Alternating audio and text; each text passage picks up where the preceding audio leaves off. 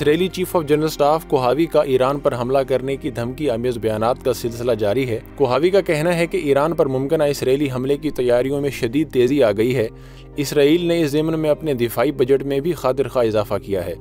General کوہاوی نے اپنے interview میں کہا کہ حملے کا مقصد مشرق وسطیٰ خاص طور پر شام میں ایران کے اثر و رسوخ کو کم کرنا ہے، لیکن یہ آپریشنز تمام مشرق وسطیٰ میں ہوں گے۔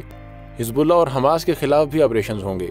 اسلامی جمہوریہ ایران نے بھی ہر قسم کی جارحیت اقدامات کا جواب دینے کے لیے مکمل تیاری کا اظہار کیا ہے۔ حزب اللہ اور حماس بھی اسرائیل پر گزشتہ کچھ عرصے سے اپنے وار جاری رکھے ہوئے ہیں۔